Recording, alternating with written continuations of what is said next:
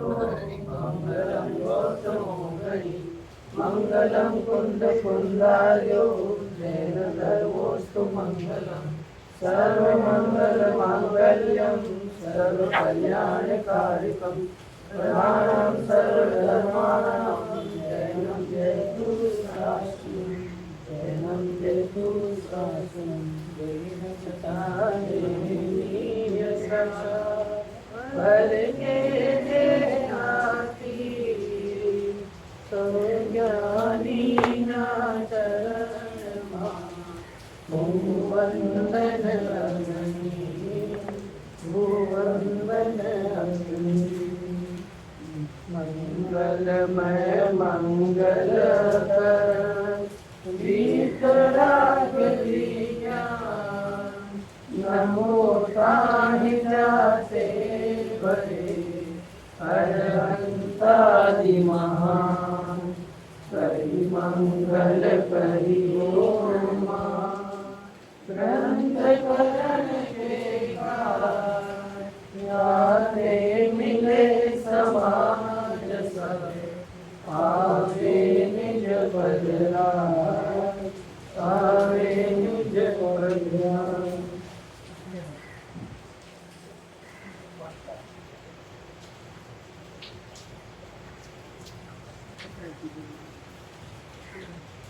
का महापर्व का छठा दिवस आत्म आराधना का अवसर जीवन में कई बार आया और कई बार चला गया। सबने अपने जीवन में न जाने कितने दशदक्षिण कितने अष्टानिकाएं देखी होंगी, लेकिन फिर भी हम ऐसे के ऐसे ही रह गए। जैसे चक्कू की धार जो होती है, जब धार चक्कू पे दी जाती है तो जैसे उसको बार बार घिसा जाता है, तो वैसे ही ज्ञान की जो धार है, तो कोई कहना इतने साल से स्वाध्याय कर रहे हैं कुछ तो होता है नहीं, तो क्या करना, अब छोड़ देना है ना। इतने साल से सुन रहे थे, इतने साल हो गए, इतने साल से सुन रहे हैं, 30 साल से सुन रहे हैं, 20 साल से, कुछ तो हो रहा नहीं है, कुछ परिवर्तन तो आ रहा नहीं है ना। ये तो जैसे अगर आप उसमें चक्कू को घिसना छोड़ दोगे तो उसकी धार क्या हो जाएगी, खत्म हो जाएगी। तो ऐसे जो ज्ञान है ना, इस ज्ञान को अगर आप सम्यक निर्णय करने में नहीं लगाओगे, तथ्य निर्णय करने में नहीं लगाओगे, तो ये ज्ञान अपने वास्तविक कार्य को भूल जाएगा, है ना। जान तो रहा है, लेकिन जो आत्म तत्व है उस आत्म तत्व को नहीं जान पाएगा। तो इसके लिए ये जो वास्तविक तेरा जो कार्य है, पंडित जी ने जो पहले कहा कि आत्महित अर्थात तो मोक्ष ही तेरा वास्तविक कार्य है, और उसी वास्तविक कार्य के लिए तुझे उपदेश दे रहे हैं। फिर इस उपदेश में हमने आगे बढ़ते हुए कल के विषय में देखा था, पृष्ठ क्रमांक 326 पे अपन ने जहाँ छोड़ा था ना, कल के विषय के आगे वहां कदाचित वाला पैराग्राफ पढ़ा था ना, वहां कदाचित संगी पंचेंद्रिय पर्याय ना। कोई कहता है कि डेली अपन एक ही चीज, जैसे बार बार दिनवाणी में अपन कितने दिन सब यही पढ़ते हैं, तो बार बार वही चीज आती है, तो बार बार गुरुदेव के ऐसे प्रवचन में बार बार आत्मा आत्मा आती है। तो गुरुदेव कहते थे, कहते हैं पिष्ट पेशेंट, मतलब बार बार एक ही चीज को, कि इसमें पिष्ट पेशेंट का दोष आता है कि नहीं आता है। तो गुरुदेव कहते हैं तो खाना डेली खाता है कि नहीं खाता है ना। खाने के लिए तो नहीं कहता कि मैं डेली खाना खाता हूँ, तो चलो अब मैं खाना छोड़ देता हूँ, है ना। भोजन आदि में तो क्या जीव की चतुराई ऐसी है कि बाहर के कार्य में तो कैसे भी करके, है ना, वहां तो सब अपना चतुराई लगाता है, लेकिन जब भी मोक्ष मार्ग की चर्चा आती है, अपने कार्य की चर्चा आती है, तब ये बहानेबाजी करता है। तो कल जहां अपन ने पढ़ा था कि अगर तू चाहे तो, है ना, अगर तू चाहे तो तत्व निर्णय करे तो तेरे जो कर्म हैं वो बंधे हुए कर्म में भी उत्कर्षण अपकर्षण और संक्रमण होता है ना। उत्कर्षण भी होता है, अपकर्षण भी होता है, लेकिन उत्कर्षण और अपकर्षण तो प्रति समय चल रहा है। उत्कर्षण अपकर्षण तो होता ही रहता है। कैसे होता रहता है कि जब जीव के परिणाम बिगड़े तो कर्म में उत्कर्षण हुआ, उस जाति के कर्म का उत्कर्षण हुआ। जब उसके परिणाम सुधरे तो उसी जाति के कर्म का अपकर्षण हुआ। जैसे एक बच्चा है, एक बच्चे को आपने 10 रुपए दिए, मतलब आपका लड़का है, आपने उसको 10 रुपए दिए। अब 10 रुपए लेकर वो गया स्कूल में, वापस आया तो आपने उससे पूछा कि बेटा बताओ 10 रुपए का क्या किया। तो छोटा, उसने 5-6 साल का बच्चा था, उसने बोला 10 का कॉइन दिया था ना, 10 का कॉइन आपने उसको दिया। उसने बोला कि ऐसे ही खेल रहा था, जेब में ऐसे निकाली और वो जेब में से आकर गिर गया, मतलब वहां गटर में, नाली में गिर गया। नीचे गिरता तो मैं उठा भी लेता, वो नाली में गिरा तो मैंने छोड़ दिया, तो वो हो गया वो सिक्का। अब वो पिताजी को बता रहा है, तो पिताजी, अब 10 रुपए में तो क्या फर्क पड़ता है ना, 10 रुपए में तो क्या फर्क पड़ता है, लेकिन फिर भी उसको गुस्सा दिखाने के लिए उन्होंने बोला कि वाह राजा साहब, आपको तो पैसे की कोई वैल्यू नहीं है ना, पैसा आपको दिया, आपने ऐसे ही खो दिया। अब वो अगर बच्चा तभी बोल दे कि हाँ पापा सॉरी, गलती हो गई है ना, आगे से ध्यान रखूंगा, तो वो बात आगे नहीं बढ़ती। लेकिन अब उस बेटे ने बोला आप तो ऐसा कह रहे हो जैसे आपने कभी 10 रुपए नहीं खोए हो। अब इस व्यक्ति का उत्कर्षण होता है, अब इसके कर्म का उत्कर्षण होता है ना। जबान चलाता है ना, पिताजी के सामने बोलता है, समझ में नहीं आता है। फिर उसने बोला कि मैंने कहा, बोला आपने पूछा क्या किया तो मैंने बता दिया ये किया। अब और बढ़ता है ना, और बढ़ता है। फिर बोला पिताजी ने कि शर्म नहीं आती है ये करते हुए, तो उसने कुछ और बोला। तो ऐसे जो कषाय थी ना, वहां तो गुस्सा था नहीं, झूठ मूठ का गुस्सा दिखा रहा था ना, लेकिन अब वो कषाय ना, क्रोध कषाय, जो उसके कषाय रूपी कर्म था, वो कैसे उसका बढ़ता जा रहा है, बढ़ता जा रहा है। और अगर वही उदाहरण मात्र समझना, और उधर अगर वही ना कोई गलती हो गई और उसका अपने इसके लिए ना प्रायश्चित प्रतिक्रमण, ये जो सामायिक ये सब की व्यवस्था क्यों है कि जो अपने कर्म, जो बांधे हुए कर्म है ना, उसका तू प्रायश्चित करे तो तेरे बंधे हुए कर्म का क्या हो जाता है, अपकर्षण हो जाता है ना। अपकर्षण मतलब जैसे अभी अपन ने कल उदाहरण देखा था ना, कौन सा, श्रेणी के राजा का। अरे इसमें दो चीजें हैं, एक अपकर्षण है और एक संक्रमण है ना, एक अपकर्षण है और एक संक्रमण है। उत्कर्षण अपकर्षण सभी कर्मों में होता है, 8 कर्म है ना, सभी कर्म में होता है, मात्र आयु को छोड़ दो, आयु में उत्कर्षण नहीं होता है, आयु कर्म में उत्कर्षण नहीं होता है, मतलब आयु बढ़ती नहीं है, आयु घटती, घटती मतलब उसका अपकर्षण तो होता है लेकिन उसमें कभी उत्कर्षण नहीं होता है। और संक्रमण, संक्रमण 4 घातिया कर्मों में नहीं होता है, संक्रमण 4 घातिया कर्मों में नहीं होता है, 4 अघातिया, अघातिया के अंदर भी है ना। देखो संक्रमण मतलब जो एक ये ध्यान रखना, संक्रमण हमेशा सजातीय पर्याय में होता है।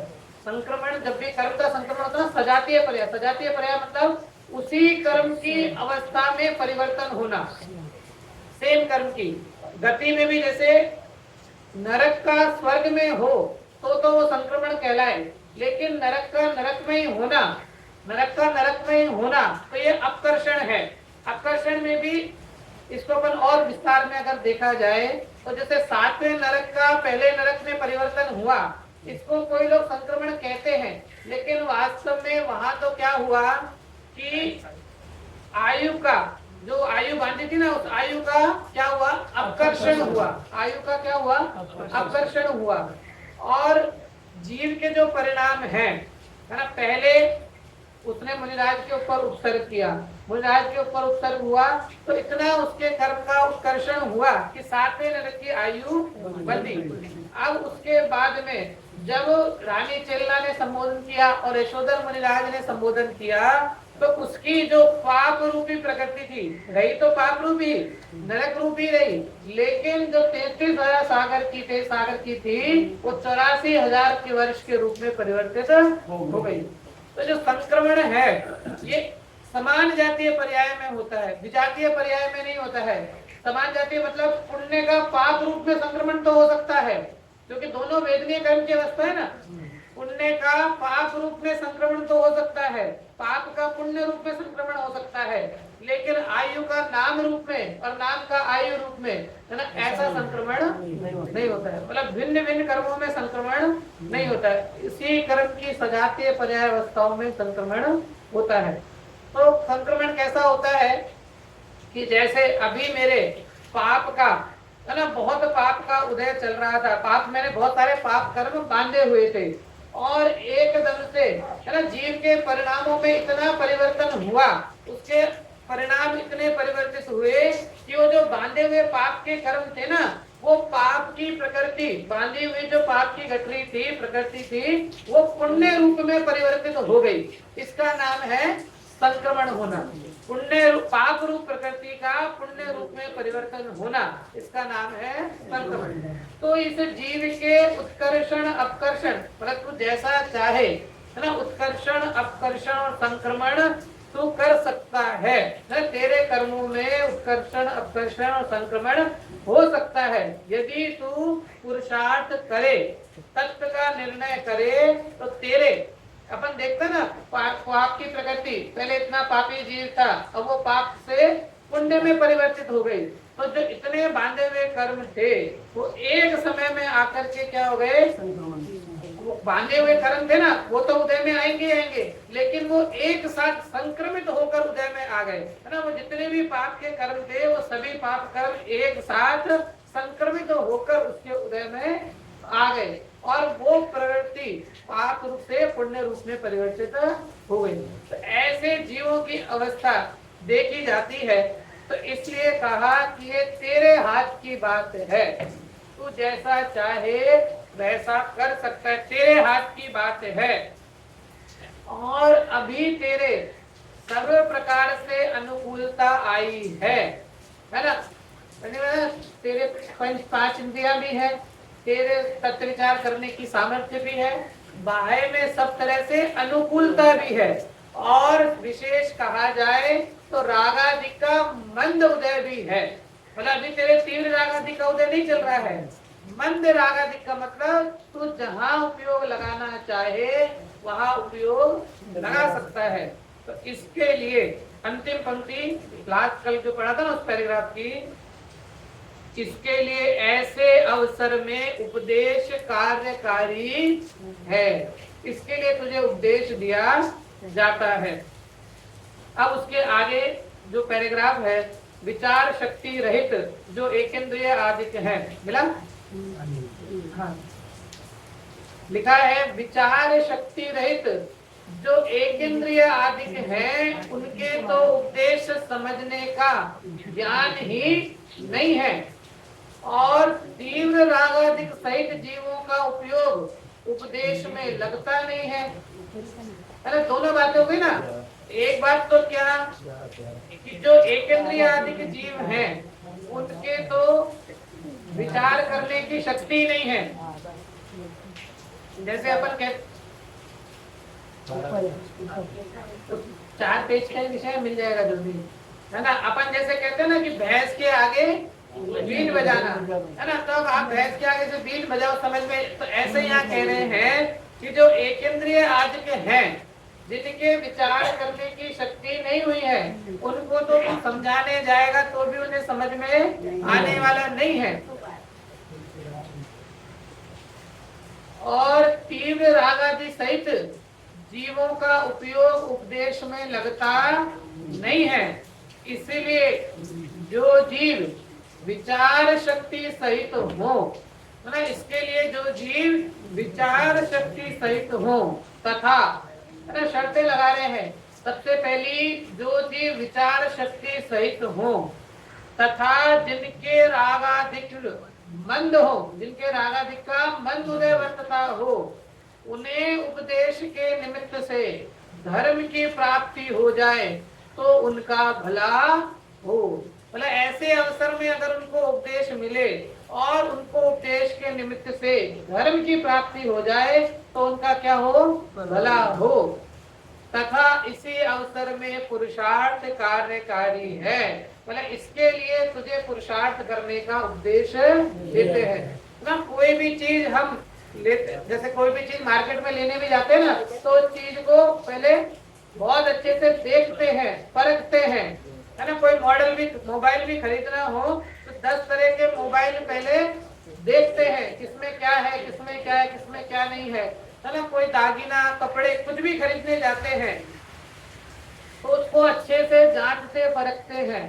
तो उसी प्रकार यहाँ कह रहे हैं कि जो उपदेश तुझे मिला उस उपदेश को तू समझ, उस उपदेश को तू जान।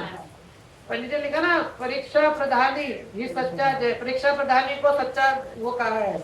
तो यहाँ पंडित जी स्पष्ट कर रहे हैं कि तू जो बाहर का उपदेश अर्थात कुदेव, कुगुरु कुदेव का उपदेश, कुशास्त्र का उपदेश है, उसको तो छोड़, और जो वास्तविक मोक्ष का मार्ग है अर्थात तत्व निर्णय करना, जो 7 तत्व है उनकी सच्ची श्रद्धा करना रूप जो वास्तविक मोक्ष का मार्ग है उसको समझ। और हम तुझे क्यों समझा रहे हैं, क्योंकि तुझमें विचार शक्ति सहित, तू विचार शक्ति के सहित है, तेरे रागादि का मंद उदय भी वर्तता है।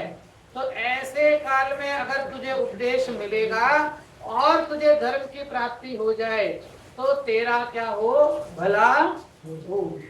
सब सभी जीव अपना भलाई चाहते हैं, बुरा तो कोई नहीं चाहता। तो अगर तू ऐसा कार्य करेगा तो तेरा क्या होगा, भला होगा। आगे, तथा इसी अवसर में पुरुषार्थ कार्यकारी है। मतलब ये जो अवस्था है ना, इसी अवस्था में तुझे पुरुषार्थ करना वो कार्यकारी है। कहते ना, जितना अपन इसको गूंथते, आटा होता ना, जब घर में खाना बनता है तो आटे को जितना गूंथा जाता है उतनी रोटी नरम बनती है, सॉफ्ट बनती है, अच्छी बनती है। तो ये भी गूंथन है कि आप जिनवाणी को जितना गूंथेंगे, आप जिनवाणी के रहस्य को जितना समझेंगे, उतना आनंद, उतना रहस्य और हमको समझ में आता जाएगा, उतना आनंद में वृद्धि होती जाएगी। अपन आटा, गेहूं जब आता है ना घर में, तो गेहूं बीनते हैं ना। अब तो सब जो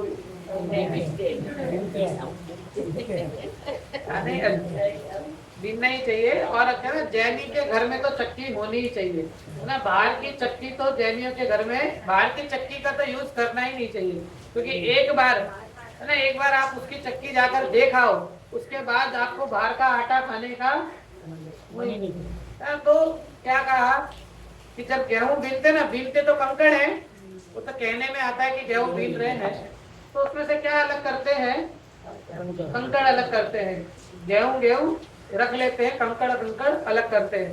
मतलब हे उपादेय का ज्ञान होता है ना, कि कंकड़ क्या है, हे है, और गेहूं क्या है, उपादेय है। तो उपादेय को रख लिया और हे को छोड़ दिया। अगर हम कंकड़ नहीं निकाले और कंकड़ के साथ ही आटा पीस दें तो क्या दिक्कत है, चलता है ना। हाँ, आटा कैसा होएगा, क्रिस्पी, मतलब उसके अंदर वो क्रिस्प हुआ आएगा, कुरकुरापना आएगा। फिर उस आटे का आप सीरा बनाओ ना, उसके कंकड़ के साथ आपने आटा पीस दिया, उस आटे का आप क्या बनाओ, सीरा बनाओ, तो मजा नहीं आएगा ना, उसमें वो मजा नहीं आएगा सीरे के अंदर, उसके अंदर।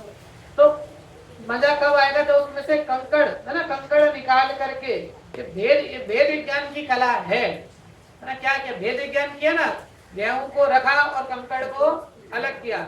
ऐसे ये भेद विज्ञान की कला यहाँ सिखा रहे हैं। ये जो विकारी परिणाम है ना, इस विकारी परिणाम को तू अपने ज्ञान से क्या कर, जुदा कर, इसको अपने ज्ञान से निकाल। और ये जो सम्यक दर्शन का जो कारणभूत तत्व है, उस तत्व को रख, फिर इसका आनंद ले, तो जो आनंद आएगा वो वचनातीत है ना। वो वचन से नहीं कहा जा सकता, ऐसा आनंद आएगा।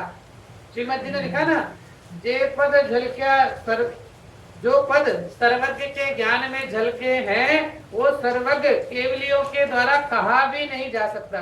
ते पद कह ना सका श्री भगवान जो, है ना, जे पद झलक्या, जो पद अर्थात जो केवली, जो सर्वज्ञ ने जो अनुभूत किया वो केवली वैसा का वैसा कहने में भी समर्थ नहीं है। बोला इस आत्मा का आनंद ऐसा है, जो सर्वज्ञ भगवान, जो आत्मा का केवली भगवान इस आत्म तत्व का आनंद ले रहे हैं, वो आनंद वाणी में कहने में केवली भी समर्थ नहीं है।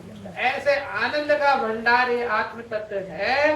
तो अभी तेरा ये अवसर है, इस अवसर में पुरुषार्थ कार्यकारी है कि ऐसे अवसर में अगर तू पुरुषार्थ करेगा तो तेरा मोक्ष रूपी कार्य होगा। आगे एकेंद्रिय आदिक तो धर्म कार्य करने में समर्थ ही नहीं है, तो वो कैसे पुरुषार्थ करे, है ना। एकेंद्रिय आदिक तो धर्म कार्य करने में समर्थ है नहीं, तो वो कैसे पुरुषार्थ करे।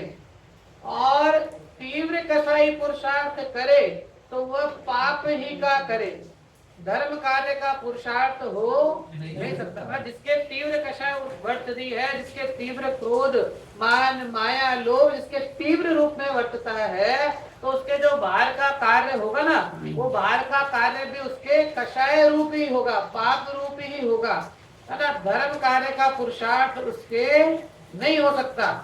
इसलिए आगे लिखते हैं, इसलिए जो विचार शक्ति सहित हो और जिसके रागाधिक मंद हो, वह जीव पुरुषार्थ से उपदेश आदि के निमित्त से तत्व निर्णय आदि में उपयोग लगाए तो उसका उपयोग वहां लगे और तब उसका भला हो, है ना। तुझे उपदेश क्यों देते हैं, ये जो विचार शक्ति सहित वाला जीव है ना, अगर तू उस उपदेश में, जो तुझे उपदेश प्राप्त हुआ ना, उस उपदेश में अगर तू अपना उपयोग लगाए, तो सबसे पहला प्रश्न याद करना कि जब कहा था ना कि उपदेश तो सब सुनते हैं, कि पूरी क्लास टीचर का पढ़ाया सुन रही है, लेकिन कोई फेल हो गया, कोई मेरिट में आ गया, तो वो समझा रहे हैं कि उपदेश तुझे मिले और उस उपदेश के काल में तू तत्व निर्णय करने में अपने उपयोग को लगाए। उपदेश मिला और उस उपदेश में तू अपने उपयोग को लगाए और उसका उपयोग वहां लगे, तब उसका भला हो। श्रीमद जी ने लिखा ना, उपजे मोह विकल्प थी समस्त आसंसार, अंतर्मुख अवलोकता विलय थता नहीं बात। ये जो संसार है ना, ये संसार वास्तव में क्या है, उपजे मोह विकल्प थी, ये तो तेरा मोह का विकल्प है। ये जितना भी संसार है ना, चाहे मेरा पुत्र है, पुत्री है, स्त्री है, पिता है, ये सब क्या है, ये सब मेरे मोह से ही बंधे हुए ना। ये सब कैसे है, मोह से उत्पन्न है ना। मैंने तो किसी को, ये सब कैसे मोहों के द्वारा, जैसे अभी अपन ट्रेन में जा रहे हो, यहाँ से अपने को जयपुर जाना हो, है ना, अपना रिजर्वेशन है, अपन जयपुर, आप सामने वाली सीट पर बैठे हो, आपके बगल वाली सीट पर कोई दूसरा व्यक्ति आया, है ना, वो आकर बैठ गया, अब उसका गंतव्य आया, मानो वो कोटा उतरने वाला है, आपकी बॉम्बे से बैठे बैठे सूरत तक इतनी अच्छी जान पहचान हो गई, है ना, बिल्कुल घनिष्ठ जान पहचान हो गई, नंबर एक्सचेंज हो गए, बिल्कुल तुम, है ना, सब अपना सब कुछ मिल गया, बिल्कुल खाना पीना शेयर हो गया, सब कुछ बिल्कुल, है ना। अब वो सुबह जब कोटा में उतरने लगा, तब आपने उसके पैर पकड़ लिए कि मैं आपको उतरने नहीं दूंगा, आप तो हमारे साथ ही चलो, है ना, आप तो हमारे साथ ही चलो, मैं आपको उतरने नहीं दूंगा। तो बताओ ऐसा कोई करता है ना, कोई करता है ऐसा? सबको खबर है ना कि जिसका जो गंतव्य है, जिसने जहाँ की टिकट कटाई है, जिसने जहाँ का रिजर्वेशन कराया है, वो अपनी जगह आने पर उतर जाएगा। ऐसी अवस्था यहाँ है ना। जितने भी संयोग हैं, है ना, पूज्यपाद आचार्य ने लिखा ना इष्टोपदेश में, दिशा देश से आए कर पक्षी वृक्ष वसंत, प्राप्त होत निज कार्यवश इच्छित देश उड़न, न दिग देश खगा इनसे। ये तो मेला है ना, कितने उदाहरण है, कुछ भी ले लो, कि ये तो जैसे सायंकाल है ना, दूर अलग अलग दिशाओं से पक्षी आकर एक वृक्ष के ऊपर बैठ जाते हैं, है ना, एक वृक्ष के ऊपर बैठते हैं और प्रातः होते ही अपनी अपनी दिशाओं में वापस चले जाते हैं। अब आप उस व्यक्ति का जो ट्रेन में आपको मिला, उस व्यक्ति को आप जाने ही नहीं दो तो वो क्या करेगा? एक तो आप उसको रोकने में समर्थ नहीं, आप कुछ भी कर लो, है ना, उसको तो उतरना है ना, उसका तो गंतव्य आ गया तो वो तो उतरेगा ही, उल्टा आपको बोलेगा भाई कैसा पागल है ना, ये तो इतना सही समय था ना, ये तो तुमने बॉम्बे से जयपुर की रिजर्वेशन कराई, मैंने बॉम्बे से कोटा ही कराई, मुझे कोटा जाना था, तुम्हें जयपुर जाना था, तू अपने रास्ते जाना भाई, मेरे को क्यों वो परेशान कर रहा है ना, जितना वो संबंध था ना। तो ऐसा ही संसार की अवस्था है। इस संसार में हम आए, हमें सब संयोग कैसे मिले, है ना, संयोग कैसे स्वयं मिले, तूने कुछ नहीं किया, जितने भी संयोग है ना सब तुझे स्वयं मिले। लेकिन जब ये संयोग जाने लगते हैं तब ये जीव ऐसे छाती ठोक ठोक के रोता है, हाय मैं मर गया, हाय मैं मर गया, हाय मैं मर गया। ये तो संसार की अवस्था है। जो संयोग मिला है वो संयोग का वियोग निश्चित है। ठीक है ना, हर चीज पे एक्सपायरी डेट लिखी हुई है, अब हमको दिखाई नहीं देती, वो हमारी गलती है ना। कोई प्रोडक्ट खरीदते ना तो देखते हैं कि नहीं देखते उसकी एक्सपायरी डेट, उसकी एमएफजी और एक्सपी देखते हैं ना, कब बना है, कब एक्सपायर होने वाली है, तभी हम उसको ग्रहण करते हैं। तो ऐसे ही इस संसार के जितने भी संयोग हैं, जितने भी संयोग हैं, सभी के ऊपर उनकी एक्सपायरी डेट लिखी हुई है, तुझे दिखाई नहीं देती, ये तेरी भूल है ना। और ये भूल ऐसा नहीं है कि सामान्य ज्ञानी जीवों को भी एक बहुत भूल मतलब कि ये चारित्र मोह का जब तीव्र उदय आता है ना, चारित्र मोह का तीव्र उदय आता है तब ज्ञानी जीव भी ऐसा दिखाई देते हैं, है ना। रामचंद्र जी 6 माह तक लक्ष्मण के शव को कंधे पे रखकर घूमते रहे, है ना। सम्यक दृष्टि ज्ञानी जीव के जीवन में भी ऐसे समय देखे जाते हैं।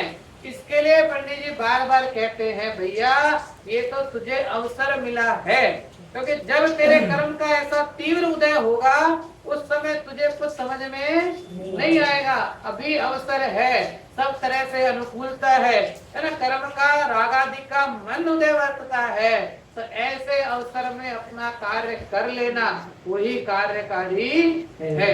क्या लिखा आगे कि ये जो विचार शक्ति तू जो है, इसलिए जो विचार शक्ति सहित हो और जिसके रागाधिक मंद हो, वह जीव पुरुषार्थ से उपदेश आदि के निमित्त से तत्व निर्णय करने में उपयोग लगाए तो उसका उपयोग वहां लगे और तब उसका भला हो। यदि इस अवसर में भी, चेतावनी दे रहे, यदि इस अवसर में भी तत्व निर्णय करने का पुरुषार्थ ना करे, प्रमाद से काल गंवाए, या तो मंद रागादिक सहित विषय कषाय के कार्यों में ही प्रवर्ते या व्यवहार धर्म कार्यों में प्रवर्ते, तब अवसर तो चला जाएगा और तू संसार में ही भ्रमण होगा, है ना। हर तरह की चीज लिखी। सबसे पहला क्या लिखा कि अगर तू ऐसे अवसर में भी तत्व निर्णय करने का पुरुषार्थ ना करे और प्रमाद से ही काल गंवाए तो क्या क्या होगा। मंद राग तो है तेरे अभी राग आदि का तो मंद उदय वर्तता है, तो क्या होगा, या तो तू विषय कषाय रूप कार्यों में प्रवर्तेगा, है ना, या तो तू विषय कषाय के कार्यों में प्रवर्तेगा, या तू व्यवहार धर्म साधन में प्रवर्तेगा और उनमें अवसर तो चला जाएगा, उसमें करते करते अवसर तो चला जाएगा और तेरा संसार में भ्रमण चलता रहेगा, मतलब संसार में ही भ्रमण होगा। इसके लिए तुझे जो चैतन्य तत्व मिला है, देखा ना, चैतन्य के आगे सब कुछ पानी भरता है, चैतन्य क्या, ये जो चैतन्य तत्व जो तुझे मिला है, इस चैतन्य तत्व को तू समझ और पुरुषार्थ कर। और इसी को आगे समझा रहे हैं, तथा इस अवसर में, अब इस अवसर का अर्थ समझना, पीछे से पूरा कंटिन्यूटी रखना। इस अवसर मतलब कौन सा अवसर कि जो तुझे विचार करने की शक्ति भी हुई, तेरे में राग आदि का मंद उदय भी वर्तता है, ऐसे अवसर में तथा इस अवसर में जो जीव पुरुषार्थ से तत्व निर्णय करने में उपयोग लगाने का अभ्यास रखे, है ना, तत्व के निर्णय करने में उपयोग लगाने का अभ्यास रखे, उनके विशुद्धता बढ़ेगी, है ना, उनके क्या हो जाएगा, जो विशुद्धता है ना, वो विशुद्धता बढ़ेगी। पंडित जी ने इसी मोक्ष मार्ग प्रकाशक के 7वें अधिकार में लिखा है, देखो तत्व विचार की महिमा। अरे सबको याद भी होगी पंक्ति, देखो तत्व विचार की महिमा, कि तत्व विचार के निकालिए, मैं बताता हूँ आपको। 290 सम्यक, हाँ 275, मेरे में 275 है। हाँ, हेडिंग है सम्यक सन्मुख मिथ्या दृष्टि। एक पेज आगे हेडिंग है, तो आपके में उसी हिसाब से एक दो पेज आगे पीछे लगाना। 270 से ढूंढना शुरू करिए। 270 क्या अधिकार? सातवां अधिकार सम्यक सन्मुख मिथ्या दृष्टि हेडिंग है। 265 से देखना शुरू करिए, मिल जाएगा। सम्यक तो सन्मुख मिथ्या दृष्टि में है, और नहीं भी मिले तो कोई दिक्कत नहीं है, फेमस पंक्तियां हैं, कोई बात नहीं, नहीं भी मिले तो। देखो तत्व विचार की महिमा, बोल्ड में लिखा हुआ है, मतलब बोल्ड में लिखा हुआ है, अलग से बोल्ड में कोट किया है। देखो तत्व विचार की महिमा, तत्व विचार रहित देवादिक की प्रतीत करे। ये मिला ना आपको, अब इसको पलटिए। हाँ, सामने वाली साइड में दो, एक पेज और एक पेज पलटिए। हाँ, यहाँ नीचे देखिए, वो लिखा।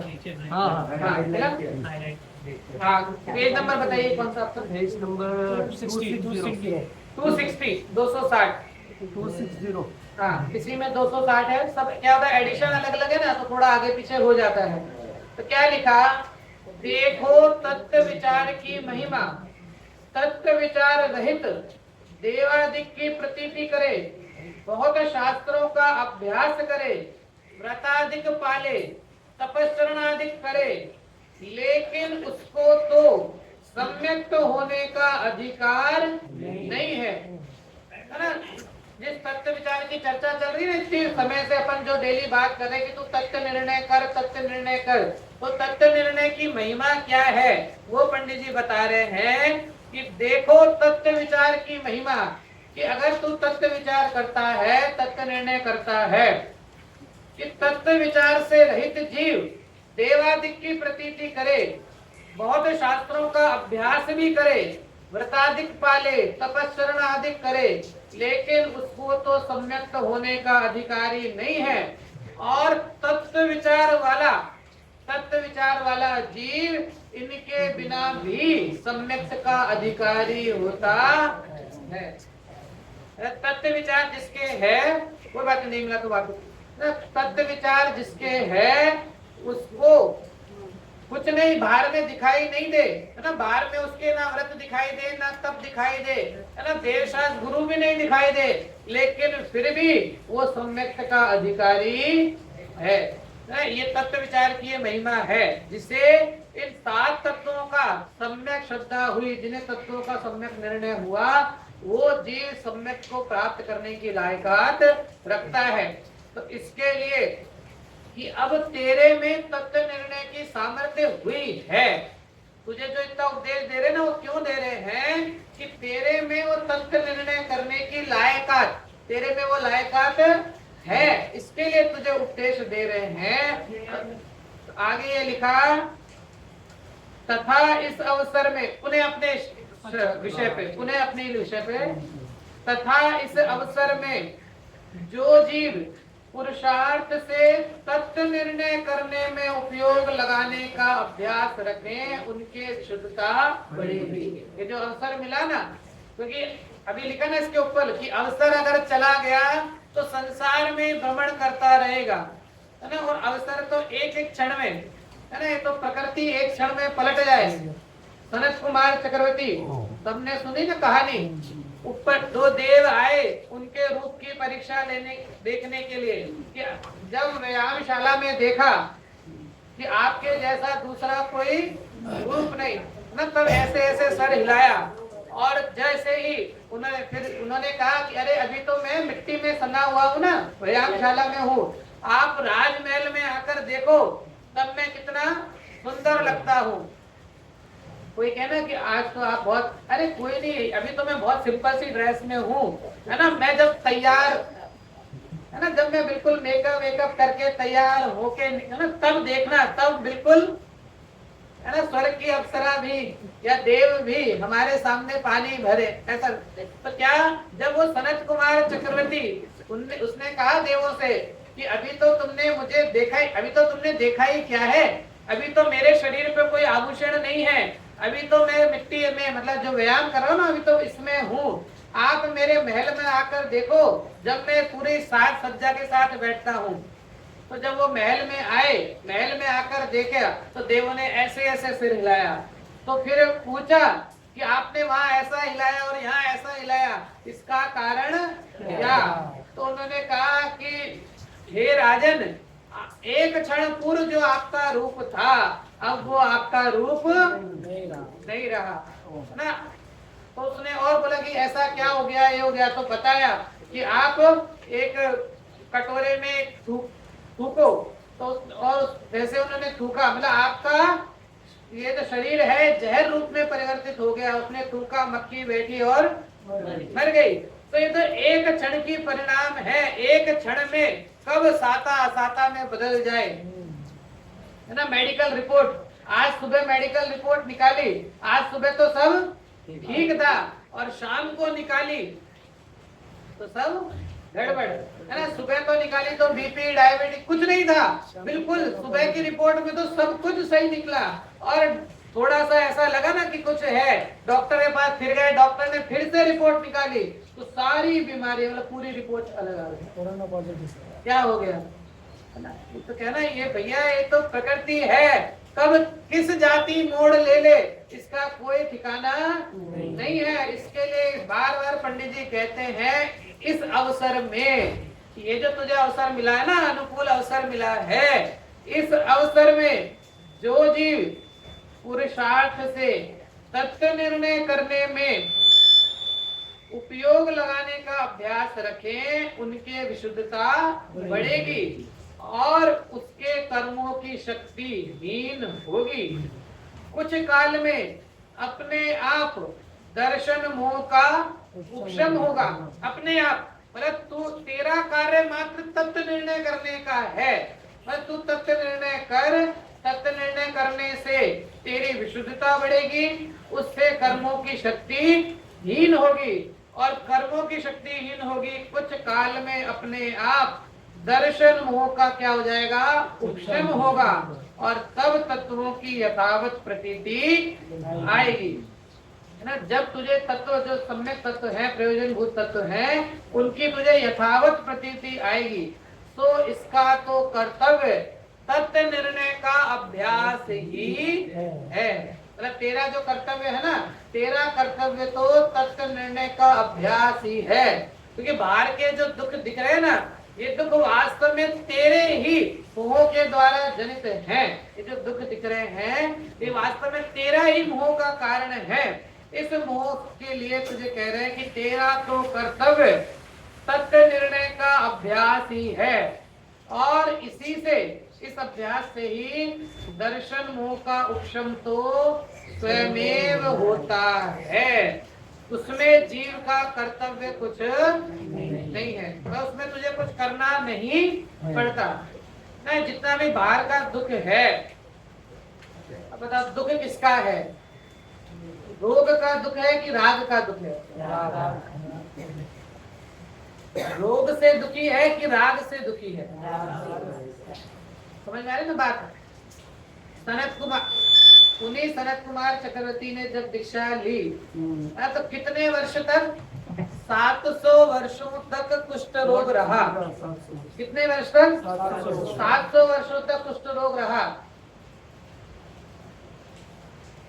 उनकी कथा में आता है, या वादिराज मुनिराज की कथा में आता है कि फिर स्वर्ग से एक देव वैद्य रूप में उनकी परीक्षा लेने आए और उनसे कहा कि भगवान आप बोलो तो मेरे पास ऐसी दवा है कि मैं आपका ये रोग दूर कर सकता हूँ, मैं आपका रोग दूर कर सकता हूँ।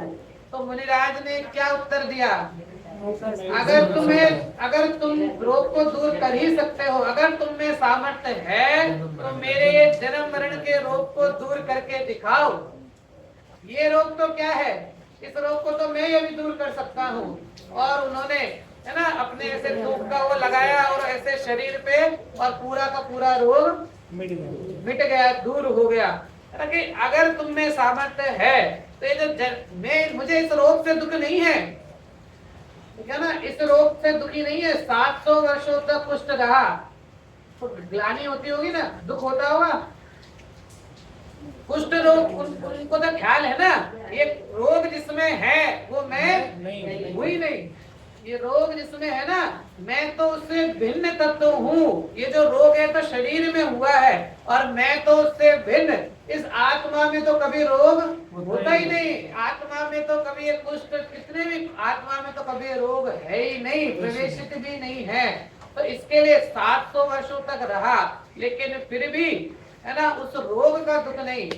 वास्तविक दुख किसका है? राग का, है ना। कई बार होता है ना, आपके कोई रोग है ना, आपको बुखार चढ़ गया, आपको बुखार है, लेकिन बुखार होने के बाद भी आपके घर में मान लो आपकी बेटी की शादी है ना, है बुखार, लेकिन फिर भी कैसा है ना, अब वो रोग का उसको दुख नहीं लग रहा है, अब वो तो भाग रहा है ना, भाग दौड़ रहा है। तो वास्तविक में तो अब खाली बैठा है ना, कोई काम नहीं है, जरा सा बुखार आया तो आज प्रवचन में नहीं होगा, आज क्या है, थोड़ा मजा नहीं है ना, थोड़ी हरारत सी लग रही है, थोड़ा हल्का लग रहा है ना। आज बाकी कार्य सब है ना, दुकान आधा घंटा तो दुकान जाना ही पड़ेगा ना, 1 घंटा तो एक बार तो देख के आना ही पड़ेगा ना, क्या चल रहा है पूरे दिन की रिपोर्ट तो लेनी ही पड़ेगी ना, है ना। एक बार तो जीव का है ना, तेरे परिणामों की कितनी दरिद्रता है ना, परिणामों की कितनी दरिद्रता है कि सब कुछ भी है ना, हर कार्य में तू अपने से दूर भागता है ना, बाहर के सब चीजों को तो तू पास जाना चाहता है, और जो तेरे सबसे पास है उससे तू दूरी बनाए रखता है। ये वास्तव में विचित्रता है ना, ये तेरे परिणामों की दरिद्रता है। आगे लिखा ना कि अब तू जब सत्य निर्णय करेगा तो तेरे दर्शन मोह का उपशम भी स्वयमेव होगा, उसमें जीव का कुछ भी कर्तव्य नहीं है। तथा उसके होने पर, किसके होने पर, ये जो तत्व निर्णय लिखा ना, उस तत्व निर्णय के होने पर जीव के स्वयमेव सम्यक दर्शन होता है। क्योंकि अगर परिणाम विशुद्ध हो तो उसका फल भी मिले, परिणाम का फल ना मिले तो 14 ब्रह्मांड को शून्य होना पड़े, मतलब परिणाम का फल तो मिलेगा ही मिलेगा, तो नक्की है। तो ऐसा कहा कि अगर तू तत्व निर्णय का परिणाम करता है ना, तो उसके होने पर इस जीव के स्वयमेव ही क्या होगा, सम्यक दर्शन, मतलब स्वयमेव होगा। तो तत्व निर्णय का पुरुषार्थ कर तो तेरे स्वयमेव सम्यक दर्शन होता है। और सम्यक दर्शन होने पर श्रद्धान तो यह हुआ कि मैं आत्मा हूँ, मुझे राग आदि नहीं करना, है ना। सम्यक दर्शन हुआ ना, तो श्रद्धान तो क्या हो गया, अब मैं रागादिक हूँ। कि अब तक श्रद्धान क्या चल रहा था, मैं रागादिक हूँ, अब तक ऐसा श्रद्धान चल रहा था। अब सम्यक दर्शन हुआ तो श्रद्धान कैसा हो गया, मैं आत्मा हूँ। उस दिन अपन ने देखा ना, सम्यक दर्शन हुआ तो क्या हुआ कि मेरा जो उपयोग है, अब तक मेरा उपयोग जो बाहर के उपवन में घूम रहा था, मतलब बाहर की चीजों में घूम रहा था, अब उस उपयोग को घूमने के लिए आत्म आराम एव, नियम सार में लिखा है आत्म आराम एव, कि अब उस उपयोग को घूमने के लिए आत्मा राम रूपी बगीचा ही शेष बचता है। मतलब वो जो उपयोग है ना, वो उपयोग मात्र आत्मा के कार्य में ही, अपने कार्य में ही वो आनंद पाता है, और वो उपयोग मात्र आत्मा की विषय वस्तु में ही लगता है। तो ऐसा यहाँ लिख रहे हैं कि ये जो आत्मा है, जो आत्मा का कब से है? अनादि से है ना, अनादि से है और अनंत काल तक रहने वाला है।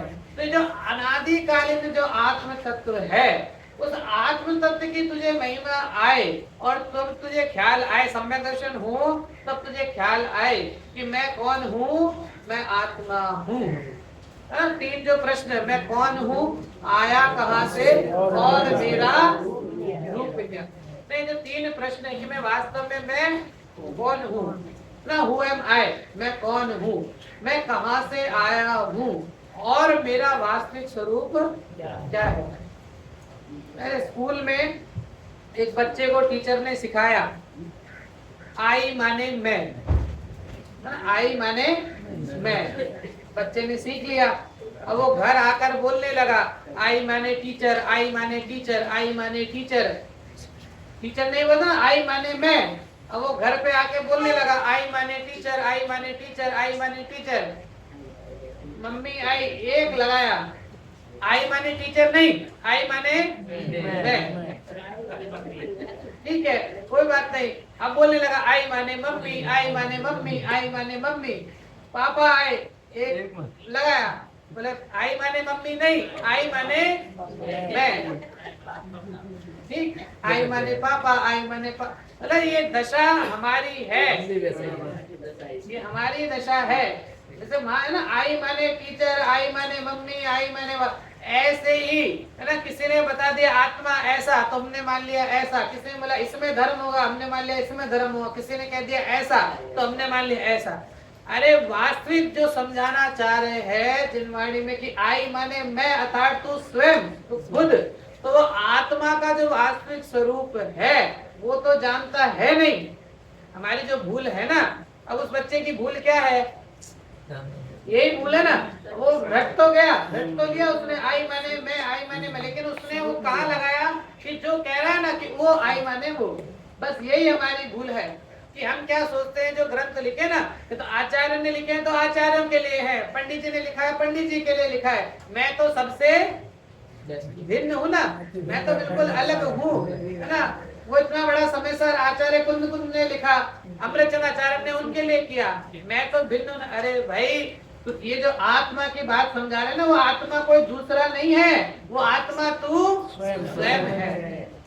बस ये ख्याल में आता ही नहीं है। बस ऐसा ही लगता है चर्चा चल रही है, ठीक है, सुन रहे हैं आराम से, है ना, डेली का कार्य है, सुन जाते हैं, चले जाते हैं, पन्ने पलट पलट कर चले जाते हैं।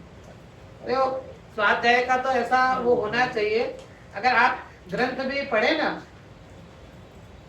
आप अगर दिन में 5 पेज भी पढ़ने का नियम ले ना, वैसे तो स्वाध्याय प्रॉपर हो ही।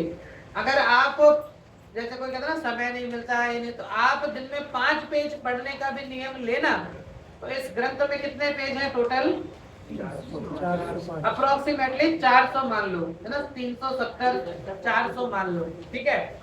एक दिन में आप 5 पेज पढ़े तो आपका ये ग्रंथ कितने दिन में पूरा हो जाएगा?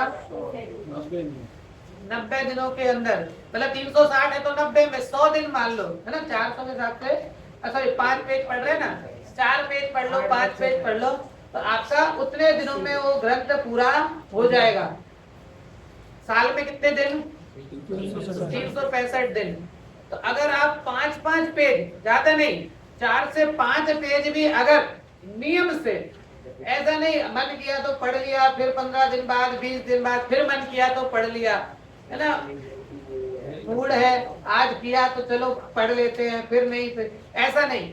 नियमित क्रमिक स्वाध्याय, क्रमिक स्वाध्याय में अगर आप 5-5, 7-7 पेज भी पढ़े ना, तो आप एक साल में 3 से 4 ग्रंथ समाप्त कर सकते हैं। एक साल में, है ना, 3 भी मानो, चलो 3 ग्रंथ भी मानो, एक साल में आप 3 ग्रंथ समाप्त करते हो, तो 10 साल में 30, 20 में 60, 30 में 90। तो 30 साल तो है ना, 30-35 साल तो सबके पास है ना। अगर आप 25-30 साल जिसके जितने, चलो जितने बच्चे उतने भी लगाओ ना, तो भी आप बहुत क्रमिक रूप में, बहुत अच्छे रूप में जिनवाणी को आद्योपांत रूप में पढ़ सकते हैं। लेकिन ये क्रमिकता होनी चाहिए। ऐसा नहीं है कि बस जब मन किया उठा लिया, है ना, दिख रही है आज दिख गई तो उठा लिया, फिर सीधे साल भर बाद उठाएंगे। ऐसा नहीं होना चाहिए ना। कोई कठिन नहीं है। ऐसा नहीं है कि आप स्वयं भी पढ़े और आपको समझ में नहीं आए। ये तो बिल्कुल देश भाषा, हमारा तो पुण्य का उदय ऐसा है ना कि देश भाषा में हमको ग्रंथ मिले हैं। जितने भी ग्रंथ हमारे सामने हैं सभी हमारी चालती भाषा में है, चलती भाषा में है, बिल्कुल। और कहा ना कि तेरे अंदर तो ऐसी शक्ति है, तू जहां उपयोग लगाए वहां उपयोग लग सकता है ना। पढ़ते ही ना, इतनी मोटी मोटी पुस्तकें भी पढ़ते हैं, है ना, सीए की, एमबीए की, आईटी की, सबकी पुस्तकें पढ़ते हैं ना। और पढ़ाई के बाद भी नॉवेल्स भी पढ़ते हैं ना, ऐसे बड़े बड़े नॉवेल्स भी पढ़ते हैं जिसको। तो वैसे ही अगर तू इतनी बड़ी बड़ी वहां तू उपयोग लगाता है, उपयोग लगता है, तो ऐसे ही अगर तुझे मोक्ष हित रूप भाषित होता है तो तू भाई जिनवाणी को भी क्या कर, स्वाध्याय कर, जिनवाणी को पढ़। और जब तू ऐसा निर्णय करेगा, मतलब जिनवाणी स्वाध्याय आदि से उपदेश आदि को सुन करके तत्व निर्णय का पुरुषार्थ करेगा, तो तेरे सम्यक दर्शन स्वयमेव होगा। क्या लिखा? जीव के स्वयमेव सम्यक दर्शन होगा। तुझे किसी के पास जाने की जरूरत नहीं पड़ेगी, तुझे किसी को, मतलब किसी को मनाने की जरूरत नहीं पड़ेगी। ये तेरा सम्यक दर्शन स्वयमेव तुझसे होगा।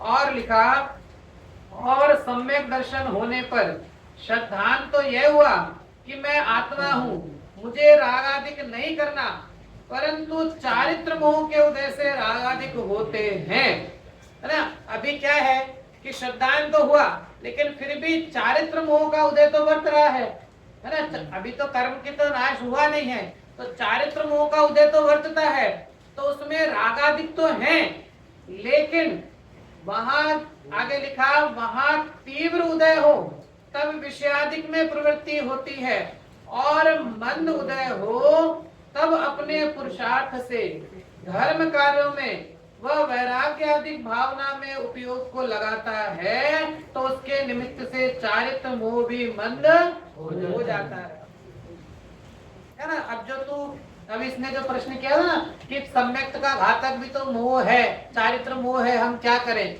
तो पंडित जी बार बार उसको समझा रहे हैं कि ये जो आत्म तत्व है, इस आत्म तत्व को तू जानेगा, इसका निर्णय करेगा, तो तेरे चारित्र मोहनीय कर्म का भी उदय मंद होगा। जो आत्म तत्व है ना, जैसे ये मोबाइल है ना, मोबाइल कैसा मोबाइल है, कैसा है? टच स्क्रीन मोबाइल है ना। आजकल सभी के क्या, कौन सा मोबाइल है? टच स्क्रीन मोबाइल है। क्या होता है टच स्क्रीन मोबाइल? टच करते ही खुल जाता है, टच करते ही खुल जाता है। तो वैसे ये टच स्क्रीन मोबाइल है, ये है ना। एक बार इस आत्मा को तू टच तो कर, एक बार तो इस आत्मा को स्पर्श तो कर ना। जैसे ही तू आत्मा को स्पर्श करेगा, तेरे ज्ञान, दर्शन, सुख, वीर्य, चिति, दृष्टि, प्रभुत्व, विभुत्व, अनंत शक्तियां ऐसे खुल जाएंगी ना। जैसे टच करते हुए मोबाइल खुल जाए, है ना, फिर उसमें आप, तो ऐसे यहाँ लिखा कि इसको तू टच करते ही, उधर में लिखा, भव बंधन तड़ तड़ टूट पड़े, खिले जाए अंतर ही कलियां। कि ये जो आत्म तत्व है ना, ये वास्तविक टच स्क्रीन है, आत्मा है जो टच स्क्रीन। इसको तू एक बार टच तो कर, स्पर्श तो कर, एक बार इसको जान तो सही। एक बार तू इसको जाना तो भव बंधन तड़ तड़ टूट पड़े। जो तेरे भव का बंधन है ना, वो कैसे टूट जाएंगे? तड़ तड़, बिल्कुल क्षण मात्र में ही तड़ तड़ टूट पड़े, और खिल जाए अंतर ही कलियां। की जैसे तू आत्मा को जानेगा, है ना, टच तो करना पड़ेगा ना, बिना टच किए तो खुलेगा नहीं, है ना। दूर रखे रखो और सोचो कि खुल जाए, तो खुलने वाला तो नहीं है, टच तो करना पड़ेगा। तो ऐसे एक बार तू ऐसा बैठा रहे और सोचे कि मेरा सम्यक दर्शन हो जाएगा, मेरा मोक्ष हो जाएगा, तो ऐसे तो होने वाला नहीं है। एक बार इस आत्मा को जानने का पुरुषार्थ तो करना ही पड़ेगा ना। उसके बाद पंडित जी ने कहा उसके बाद सब स्वयं हो जाएगा, उसके बाद तुझे कुछ नहीं करना है, बस एक बार तू अपने आत्म स्वभाव को जानने का पुरुषार्थ कर, तत्व निर्णय करने का पुरुषार्थ कर, तत्व विचार करने का पुरुषार्थ कर, और तेरे सम्यक दर्शन मोक्ष आदि स्वयं ही हो जाएंगे। तो जब ये जीव आत्म तत्व को जानता है तो इसके जो चारित्र मोह है, उस चारित्र मोह का उदय भी कैसा हो जाता है, बंद हो जाता है।